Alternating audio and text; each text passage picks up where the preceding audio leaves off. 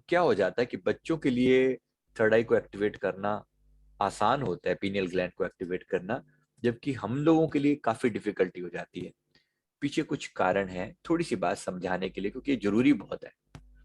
कुछ ऐसा कि जो हम पीनियल ग्लैंड डीएक्टिवेट हो जाने के पीछे एक बहुत बड़ी दिक्कत है हमारे खान पान के अंदर। हमारे खान पान के अंदर फ्लोराइड बहुत होता है। खास तौर पे फ्लोराइड कहाँ कहाँ पाया जाता है? फ्लोराइड जो है ना, सीधा एक्यूमुलेट हो जाता है हमारी थर्ड आई के ऊपर। तो इसको, ये हमारी एनर्जी बॉडी को डीएक्टिवेट करने में बहुत बड़ा इसका रोल होता है। जो पानी हम पीते हैं उसमें क्लोरीन या फ्लोरीन मिली होती है।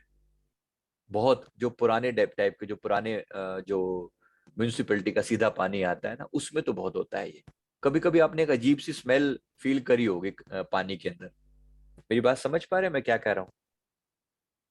पानी में एक अजीब सी स्मेल, खास तौर पे रेलवे स्टेशन पर पहले जो पानी वानी ऐसे नॉर्मली मिलता है, और कभी कभी ये कहने को सो कॉल्ड जो पैक्ड वाटर भी होता है उसमें भी कभी कभी स्मेल होती है। तो जरा ख्याल किया करें, जिसमें क्लोरीन मिलाई जाती है पानी को प्योरीफाई करने के लिए।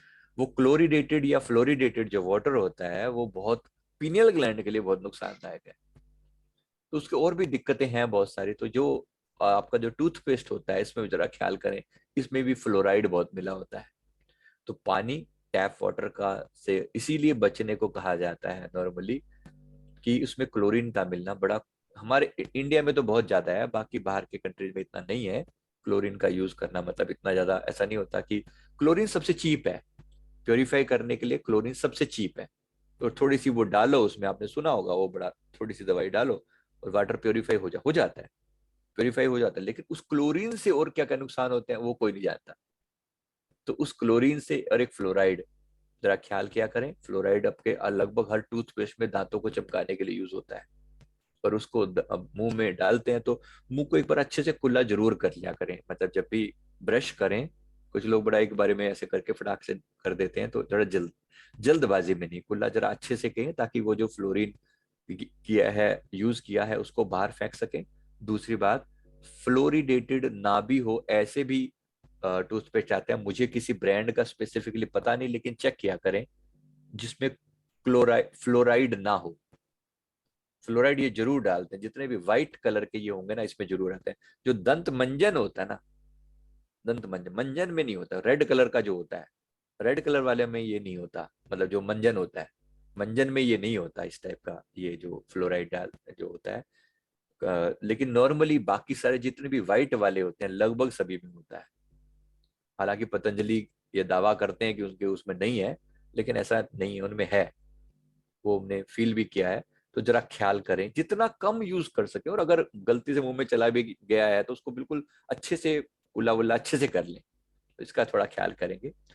होता क्या है, हमारे पीनियल ग्लैंड का ये एमआरआई है, मतलब एमआरआई टाइप की ये फिगर जो आप देख रहे हैं यहाँ पर, ये उसका एक सिम्टम वो दिखाया गया है कि उसको, जो पीनियल ग्लैंड है नॉर्मली, ये पीनियल ग्लैंड है ऐसी, इसके ऊपर व्हाइट डिपॉजिट हो जाता है फ्लोराइड। ये जो व्हाइट व्हाइट दिख रहा है ना, ये फ्लोरिडेटेड वाटर यूज करने से पीनियल ग्लैंड, जो कि सिर के अंदर एक छोटे से मटर के दाने जैसी होती है, इसके ऊपर क्लोराइड या फ्लोराइड जम जाता है, जिसको हम तीसरी आंख बोलते हैं, जिसके कारण हमारी अंदर की विजन जो आती है वो इसके कारण होती है। इसके कारण जो है, अगर हम क्लोरिडेटेड या फ्लोरिडेटेड जो वाटर होता है ये हमारे लिए बहुत दिक्कत करता है। तो इसको अवॉइड किया जा सकता है जितना। ये जो थर्ड आई का जो ये प्लेस है ना, इसको मैं एक बार और अच्छे से बता दूं।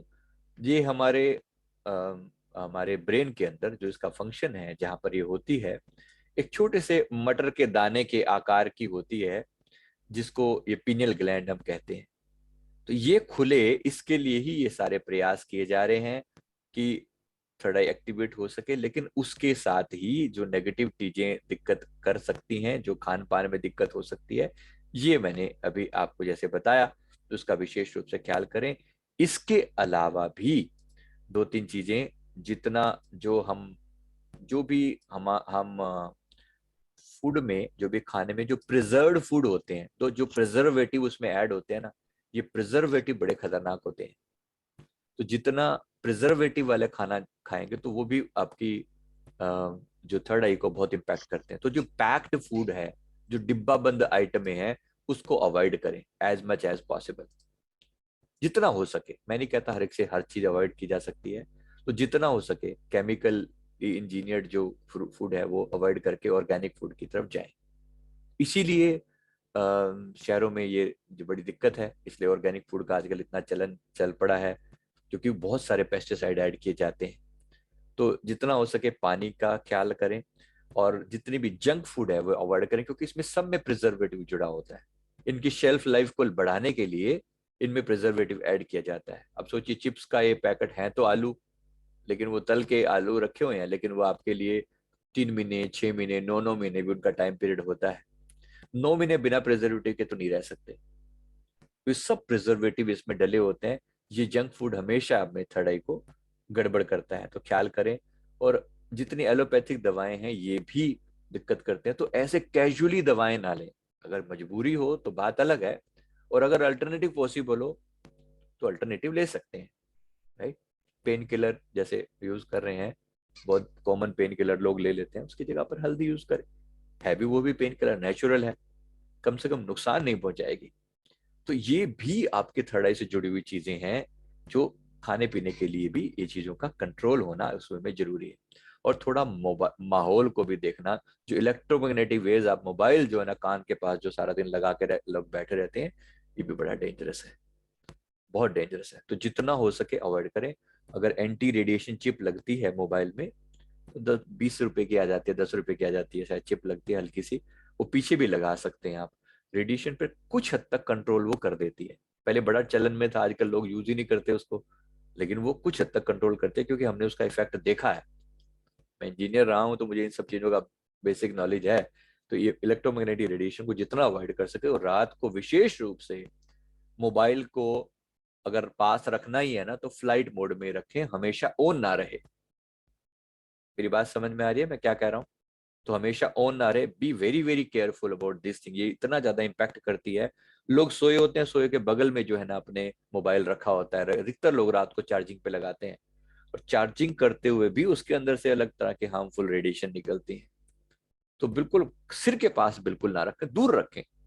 अब करना ही है, जो यूज करना है, मैं मना नहीं कर सकता, लेकिन जितना दूर रख सके उतना ठीक है। एटलीस्ट सोते हुए तो बिल्कुल भी नहीं, क्योंकि सोते हुए आपके पीनल ग्लैंड पर बहुत सारे काम हो रहे होते हैं, शुद्धिकरण हो रहा होता है, तो उस पर आप बिल्कुल अवॉइड करें। तो मोबाइल वगैरह को दूर रख सकें। सुबह उठते भी एकदम से मोबाइल के साथ ना जुड़े, थोड़ा सा टाइम लेके, तब तक जब तक थर्ड आई पर काम हो रहा है, जब तक मेडिटेशन कर रहे हैं, तब तक इसको ऑन ना करें जितना हो सके। और एक चीज और होती है कि अगर आप नंगे पैर धरती पर चलते हैं, तो इससे आपकी जो बॉडी के अंदर जो थोड़ी बहुत नेगेटिविटी आती है वो बड़ी इजीली वो रिमूव हो जाती है। तो नंगे पैर घास पर या मिट्टी पर या फर्श पर भी चलते हैं तो भी उससे भी आपके लिए बेटर रहता है। तो ये बेसिक चीजें हैं। और एक सनशाइन, सूरज की धूप अगर दिन में 10 मिनट भी ले सकें तो सूरज तो बहुत उपयोगी है, बॉडी को डिटॉक्स करने के लिए और थड़ाई को हेल्दी रखने के लिए। अगर मून शाइन अवेलेबल हो, कभी कभी उसमें चंद्रमा की चांदनी में बैठने का मौका मिले, तो जरूर उसका बेनिफिट उठाएं। तो बाकी मेडिटेशन तो हम कर ही रहे हैं, जिसके बाद जिससे हम अपने थर्ड आई को एक्टिवेट रख सकते हैं। तो चलिए, ये बेसिक मैंने कुछ चीजें बताई जो कि बहुत जरूरी थी।